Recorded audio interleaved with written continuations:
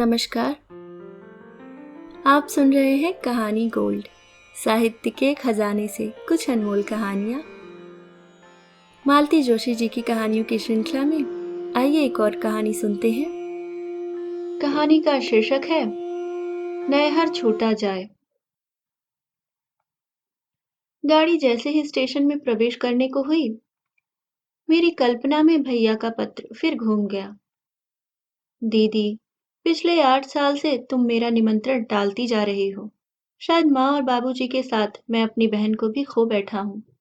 खैर, अब तो मैं यहाँ आ गया हूँ। मेरी गृहस्थी का ना सही, पर अपनी जन्मभूमि का आकर्षण तुम्हें यहाँ खींच लाएगा, ऐसी आशा है। इस पत्र को अल्टीमेटम समझना। तुम्हारा भैया।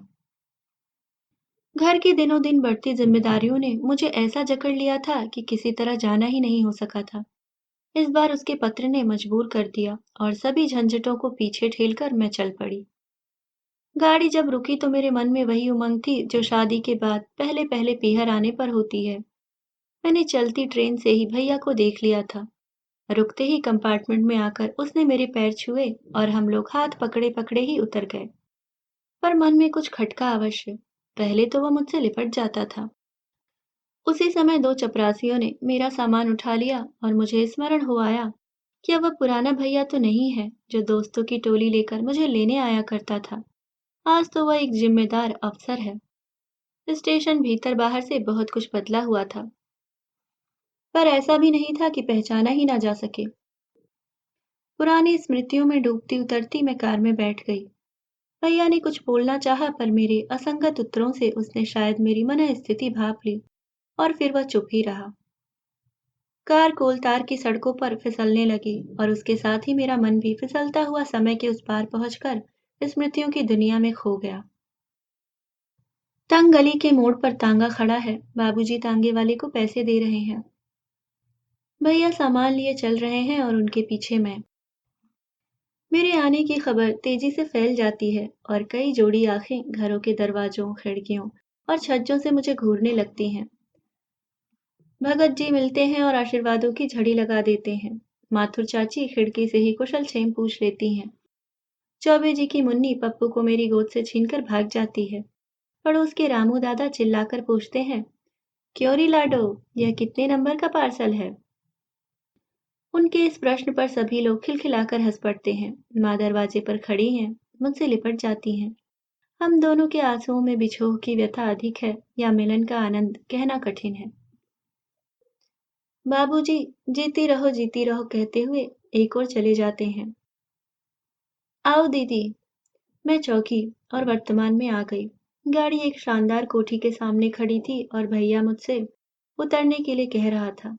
तंग गली का वह पुराना मकान यदि कठोर यथार्थ था, तो भैया का यह नया घर स्वप्न की तरह सुंदर।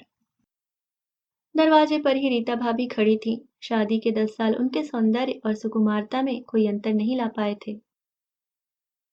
सुंदर उद्यान से घिरे उस भव्य भवन के द्वार पर वे किसी कलात्मक प्रतिमा सी लग रही थी। बड़ी ही प्यारी मुस्कान के साथ उन्होंने मुझसे नमस्ते की। रीता, तुम दीदी के नहाने खाने का प्रबंध करो, मैं ऑफिस जाता हूँ।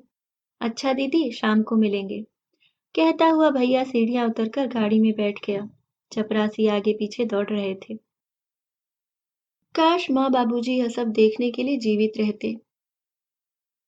यह सब मंत्रमुग्ध सी मैं तब तक देखती रही जब तक गाड़ी आंखों से ओझल नहीं हो गई। फिर एकाएक अपने आप को बहुत अकेला अनुभव करने लगी, जैसे कोई नन्ही बच्ची भीड़ में खो गई हो। ऐसा होना तो नहीं चाहिए। मैं तो अपने पीहर आई थी, अपने इकलौते भाई के घर।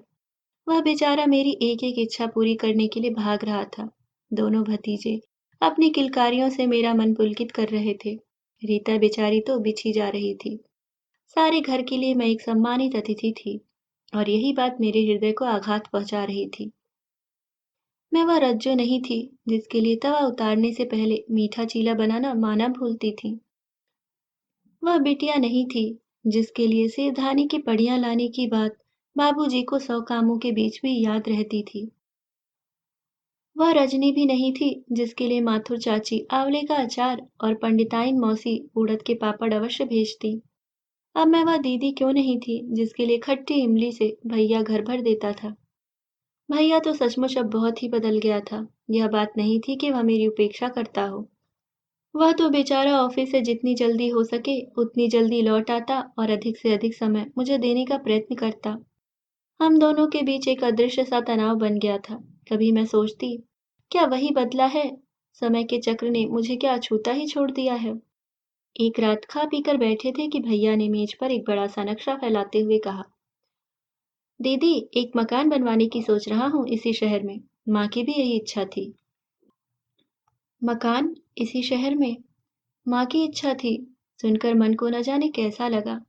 अपना पुराना अंधेरा सीलन भरा मकान याद आया, जिसमें माँ ने अपने जीवन के 28 वर्ष काट दिए थे। शायद ऐसे ही किसी सुंदर घर का सपना देखते हुए। हाँ तो दीदी, बगीचे के ठीक बाद यह हॉल होगा और इसके पास ही यह लेडीज ड्राइंग रूम, ठीक है ना? हाँ हाँ, बहुत अच्छा रहेगा, मैंने कहा।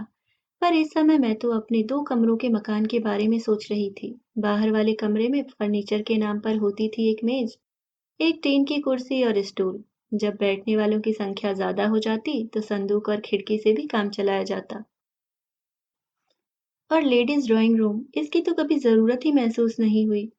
दोपहर को सब अपने अपने दरवाजे में आ जाती, कोई बुनाई लेकर तो कोई सिलाई लेकर, कोई चावल बीनती तो कोई सब्जी साफ करती। इस तरह बातें भी होती और काम भी। निमंत्रण कभी भी आनंददायक नहीं होते थे, क्योंकि तब उन घरों के अभाव उभर कर सामने आ जाते। और दीदी, यहाँ बच्चों का स्टडी रूम रख दिया है। बगीचे का व्यू भी रहेगा और किसी तरह का डिस्टरबेंस भी नहीं होगा। हाँ, पढ़ते समय डिस्टरबेंस तो नहीं होना चाहिए। और मेरी कल्पना में हमारा रसोई घर घूम गया। एक ओर पलंग पर दमे की मरीज दादी सोई रहती और दूसरी ओर माँ खाना पका रही होती। कमरे के बीचों बीच संदूक पर किताबें रखकर हम दोनों भाई बहन पढ़ते रहते।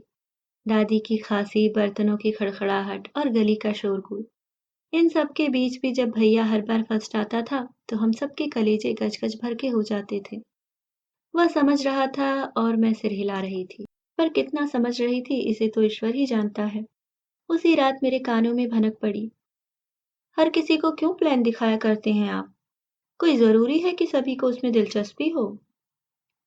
हर किसी को कौन दिखाता है? दीदी को तो दिखाना ही चाहिए, उसे तो इस बात का सबसे ज्यादा अरमान है। खाक है, आप तो इतनी बारीकी से समझा रहे थे, पर उसमें उनका जरा भी ध्यान नहीं था। रीता भुनभुनाई। सच, कितनी बेवकूफ बनती जा रही थी मैं। हरदम अतीत के खोल में दुबका रहना क्या अच्छा लगता है। धीरे धीरे मेरे जाने का दिन निकट आता गया और जब एक ही रात बाकी रह गई तो मेरा मन अनायास भारी हो उठा। भैया दफ्तर से काफी जल्दी लौट आया था और हम लॉन में बैठे गपशप कर रहे थे। रीता अंदर रात के विशेष भोज की तैयारियों में व्यस्त थी। एकाएक भैया बोला, दीदी घूमने चलती हो?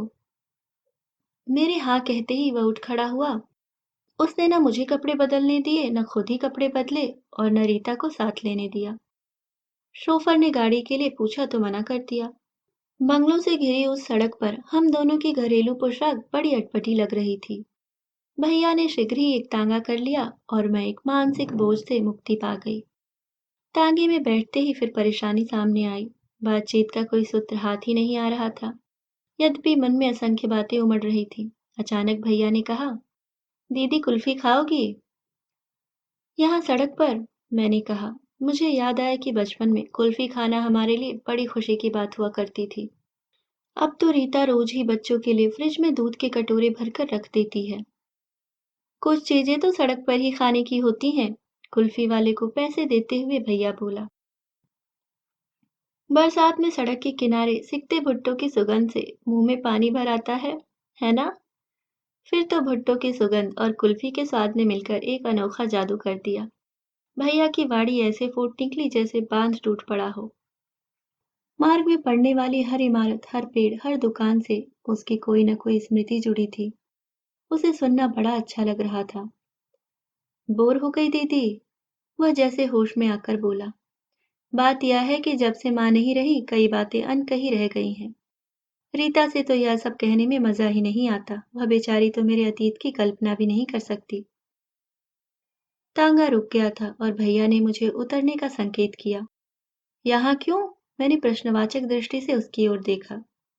तुम यहाँ आए बिना ही लौट जाती तो ना तुम्हें सुख होता और ना मुझे। ठीक है ना? और हम दोनों हंस दिए। हमने गली में प्रवेश किया। समय ने उसके ढांचे को जरा भी नहीं बदला था। बदले थे तो सिर्फ वहां के निवासी, जो तब जवान थे अब बूढ़े हो गए थे और अपनी धुंधली आंखों से हमें पहचानने की कोशिश कर रहे थे। माथुर चाची की खिड़की आते ही हठात ध्यान उस ओर चला गया। वे बदस्तूर वहां खड़ी थी।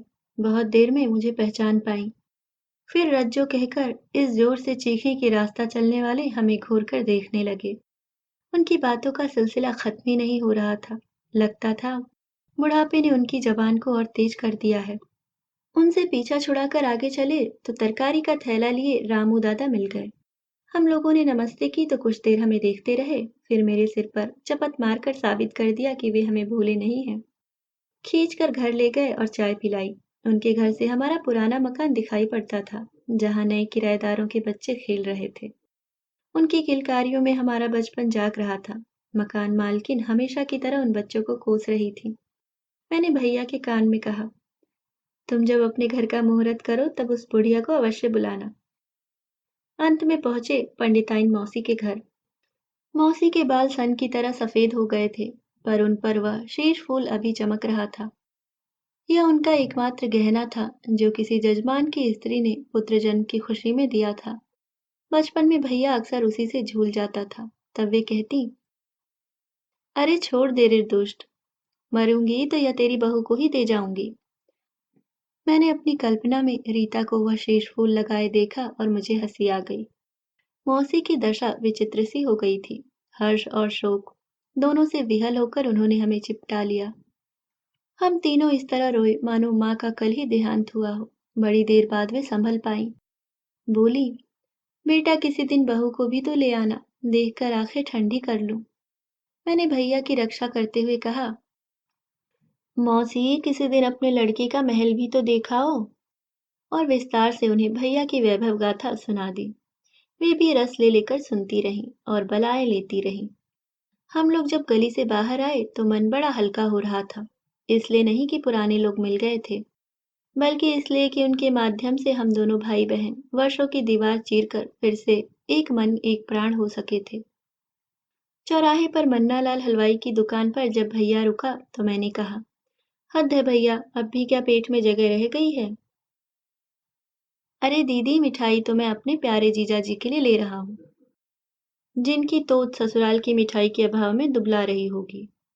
शैतान, मैंने कहा, पर उसने हंसते हुए एक गुलाब जामुन मेरे मुंह में ठूस दिया और मेरी साड़ी के पल्लू से ही हाथ पोंछ लिए।